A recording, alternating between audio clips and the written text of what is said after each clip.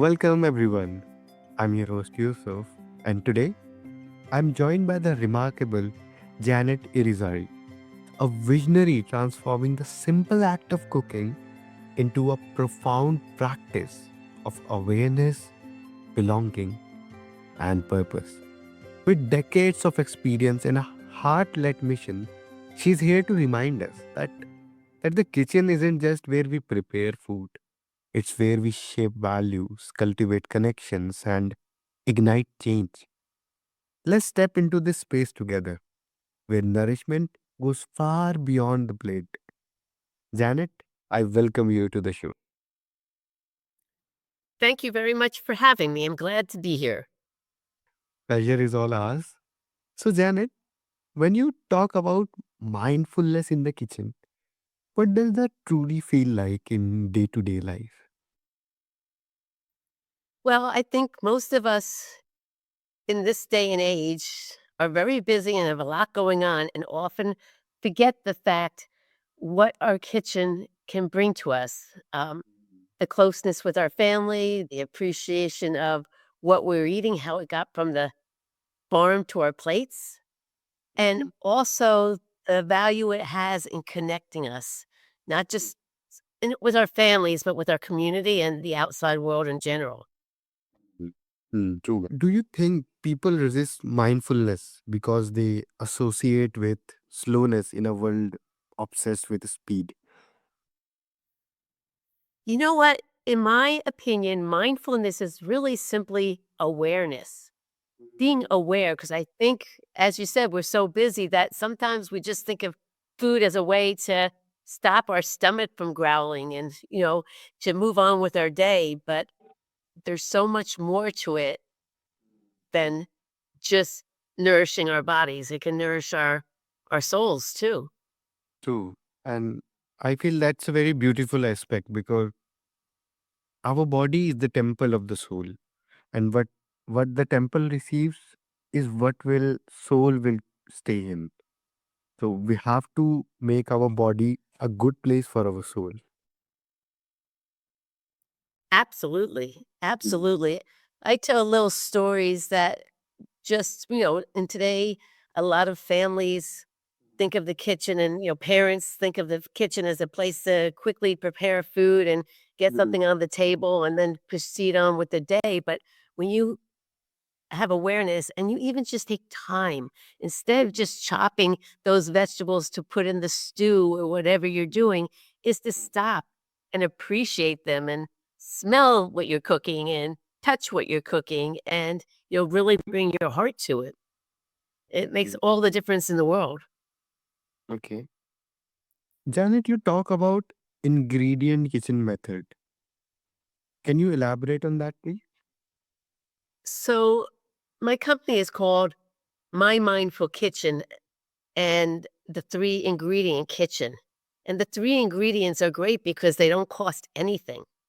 It's bringing into your kitchen mindfulness, belonging, and purpose. Oh, I see. So they're not ingredients that you can touch. They're not ingredients that you have to buy.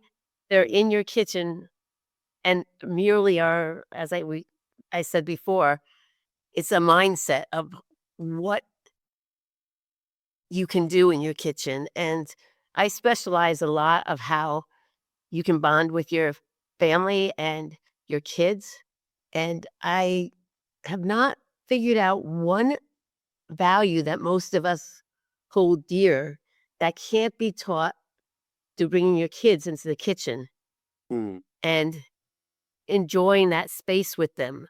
They can learn about not wasting, gratitude, giving back, responsibility, caring for others, and caring for the planet in lessons that aren't yelled to them or done in lectures in a way just over very simple conversations. Hmm. Have you ever encountered someone who resisted all three at first?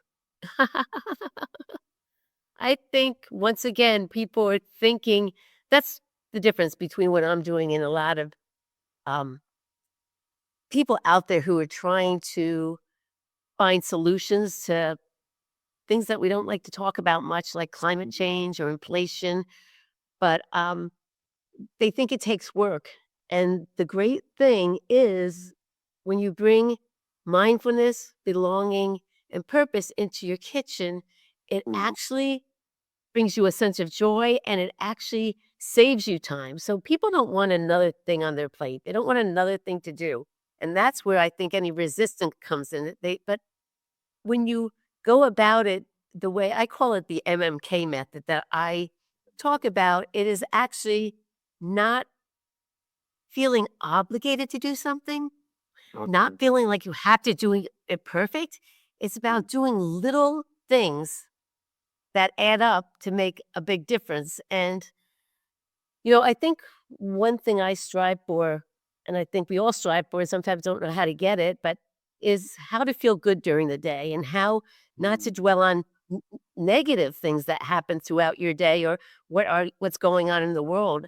And when you commit, and I don't commit is even a heavy word, but when you decide to bring more mindfulness into your kitchen, it actually is a way of you focusing on the positive and getting away from the negative. And you being in your, I like to call it, and people laugh when I call it that, making your kitchen a sanctuary. And that's pretty broad, but my kitchen's never a sanctuary, but it can be if you take little actions to make it feel like that and feeling like you're in control of some of the things that Hmm.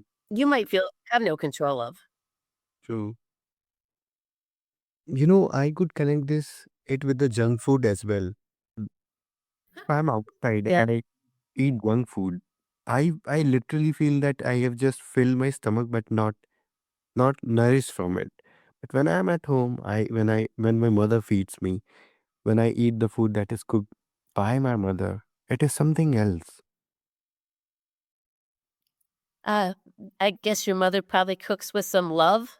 That's another ingredient, Heck, um, and I think that's perfect because I think a lot of people have gone away from cooking with love. And the joke is in my family is when I cook something and the family or friends or whoever says to me, "Oh my goodness, this is so good." And I'll say, "You know why?" And in harmony, they'll say, "Because you cook with love." I go, That's true. When you add love, when you add that positive feelings in what you do, it has another radiance, another shine to it. "It does." And I'll tell us another story. I owned restaurants for many years and I had this very casual restaurant and I had someone working for me. And before she left, she was allowed to, you're allowed to get something to eat to bring home.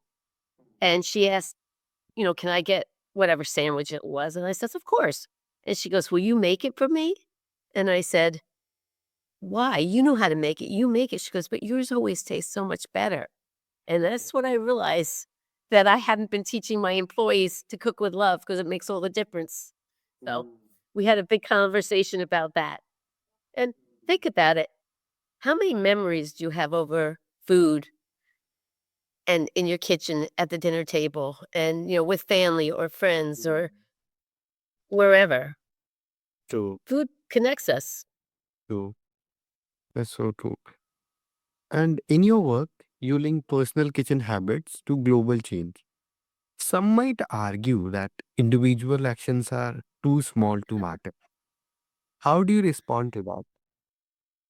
Oh, I need to break through that thought because it's so untrue, and especially when you have children, because you can make a difference. If everyone That's why what I'm doing in my mindful kitchen, the 3 ingredient kitchen, really focuses on bringing kids into the kitchen because that has an exponential effect. Our kids have grown up in a world of abundance, most of us who are fortunate enough, and they don't have the respect for food that they should. So they've seen wasteful habits and they show wasteful habits. And if you start showing better habits and model what you know is right, then your children are like sponges. They will go into the world and it will be exponential in the changes because when they go out into the world, they will do the right thing and the choices they make. And if they, whatever they do, um, they'll play it forward just naturally. Because, I say, just like you teach children to brush their teeth, you need to teach children to be mindful in the kitchen and respect food. And, I always say also, once a mindful foodie, always a mindful foodie. Because once you have those habits, like how would you feel? Could you go to bed without brushing your teeth at night? No. No, right? And that's the same thing. If a child learns the good habits, can they just throw out things? No. Hmm. So Do do you think this mindset of my actions don't matter is a part of a deeper culture narrative that we need to change? so much so, Mm. so much so. And that's also such a negative feeling when you feel that way. When you feel like you can't contribute and your choices don't matter, that's part of this whole thing is getting out of that mindset and into the thing that makes you feel good, feels positive, that you're making steps. And as you said, you just talked about your own example of when you eat something that's not good, how your body feels. It's you don't want to feel that way. All of us fall. Once again, it's not about being perfect, but being able to, for the most part, do the right thing, it makes you feel good. Yes. Food wastage is a major issue worldwide. What role can mindfulness realistically play in reducing it at home? So, first of all, for those who might be listening that don't know why food waste is so bad, not just socially, but environmentally, when food goes to the landfill, it um, lets off, it produces methane gas, which is very toxic and is a major contributor to climate change. And household food waste is actually the number one contributor to all food in our landfill. So, mindfulness, when you bring it in the kitchen, you're respecting the fact, first of all, that food waste does have an impact on climate change. And also, you're respecting how it got to the table, all the resources, natural and human resources. And when you realize what's going on when you throw something out, it's when you bring mindfulness into the kitchen, you're learning little habits to keep your food fresh longer, Mm. to use more of what you have and throw away less. You're using mindfulness to be purchase better.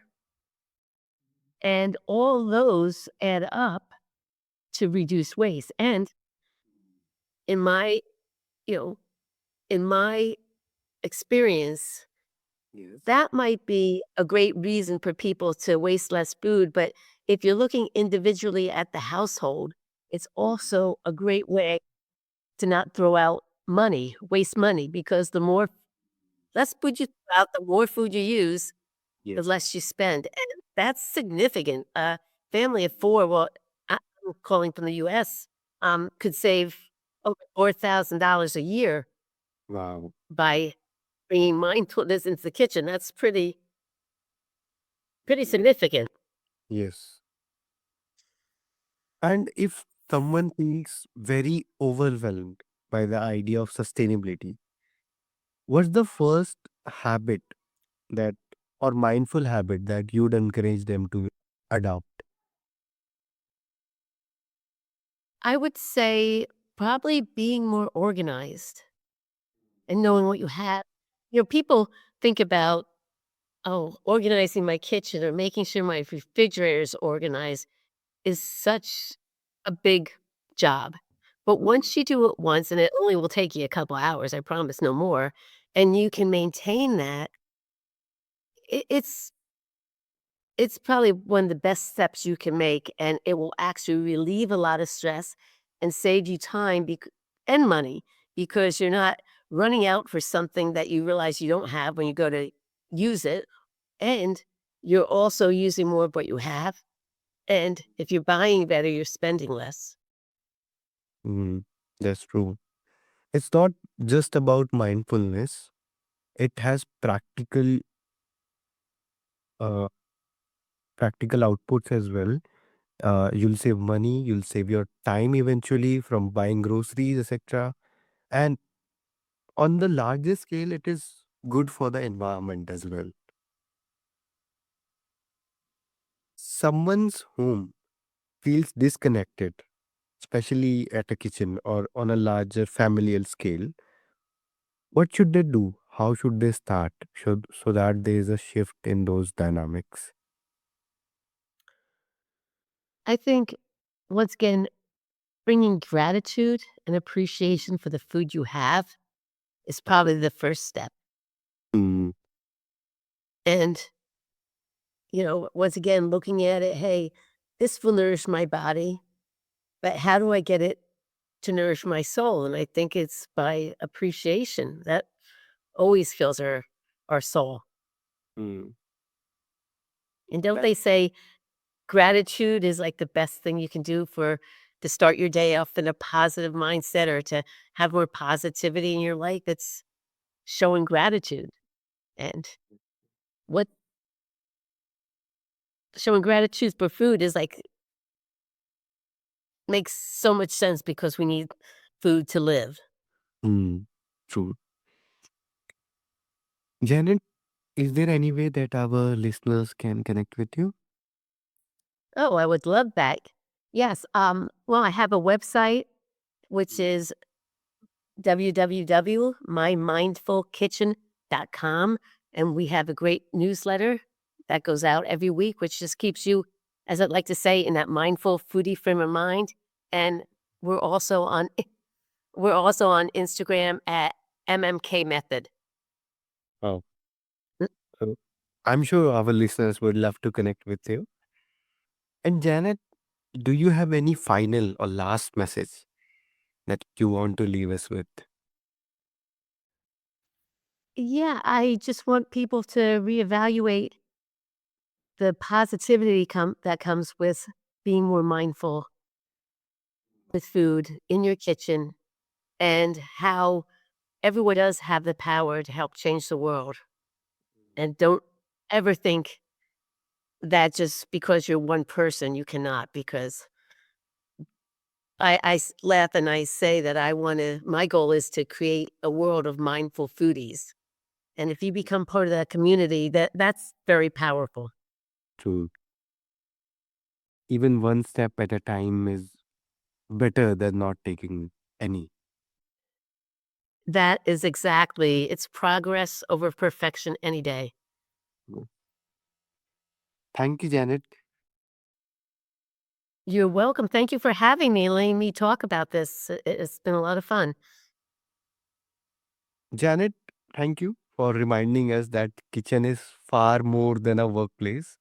It's a sanctuary, a classroom, and a catalyst for personal and planetary transformation. For anyone listening, may today inspire you to step into your kitchen with a little more intention, a bit more curiosity, and the courage to let small mindful choices ripple into something much larger. Your journey toward a more connected, purposeful life can start with the very next meal you have. Thank you so much for joining.